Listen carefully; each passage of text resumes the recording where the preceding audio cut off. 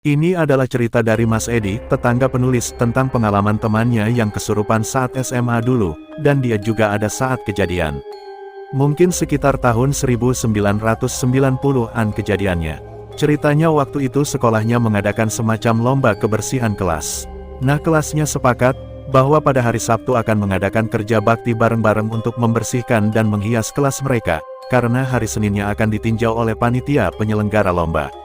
Mereka datangnya sore hari, dan setelah semua datang, mereka pun mulai bersih-bersih di kelas mereka. Tak terasa hari mulai gelap, dan kelas sudah bersih serta terhias dengan baik.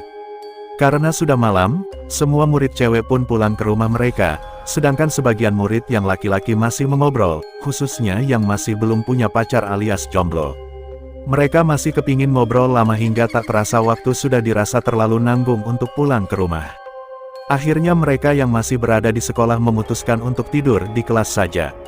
Walaupun begitu, tetap saja sambil berbaring di sembarang tempat di kelas yang bisa untuk tidur-tiduran, masih saja mereka ngobrol.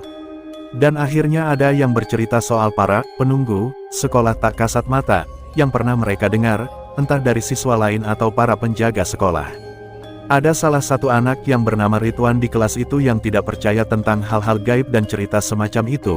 Dan dengan sombongnya dia berkata, kalau mereka itu ada, aku mau lihat kayak apa wujudnya. Itu pun kalau mereka memang ada. Pokoknya kata-kata dan nada bicaranya terkesan menantang. Teman-temannya yang berada di kelas tersebut menanggapinya tidak serius dan sambil bercanda. Ada yang bilang, bah, hati-hati loh, nanti benar-benar ditampakin, kapok kamu.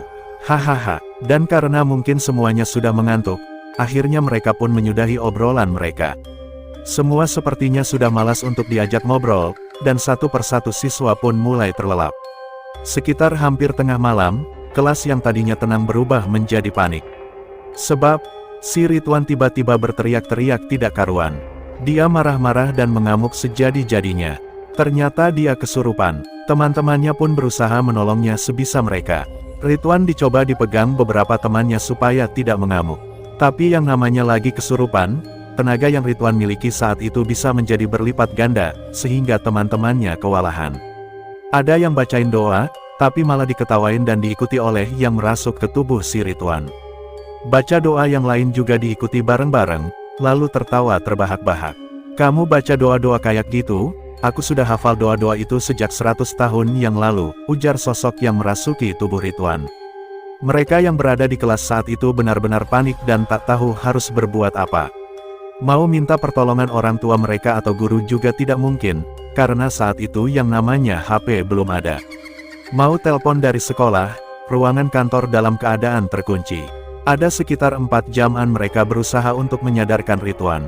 Kadang Ridwan tampak sudah mulai tenang, tapi tahu-tahu mengamuk lagi. Benar-benar membuat teman-temannya ketar-ketir. Hingga ada salah satu anak ingat, kalau di depan sekolah mereka ada semacam langgar surau, dan saat itu juga mulai menjelang sholat subuh. Dia lalu pergi ke surau itu, dan akhirnya dia bersama seorang ustadz mendatangi kelas tersebut. Singkat cerita, entah bagaimana caranya, akhirnya Ridwan bisa terbebas dari kesurupan dan badannya tampak lemas serta babak belur. Karena selama kesurupan, selain dipegangin teman-temannya dengan keras, dia juga berguling-guling di tanah, pokoknya mengamuk. Dan dari ustadz itu didapat informasi, kalau yang merasuki itu adalah sosok kakek-kakek, yang merupakan salah satu penghuni tak kasat mata di sekolah itu. Sosok kakek itu tidak terima dengan perkataan dan cara si Ridwan. Ibaratnya mereka nggak punya masalah dan salah sama si Ridwan. Tapi kok ditantang, yang nggak terimalah. Lalu menurut info dari ustadz tersebut, sosok kakek itu termasuk golongan jin muslim yang sudah ada sejak ratusan tahun yang lalu.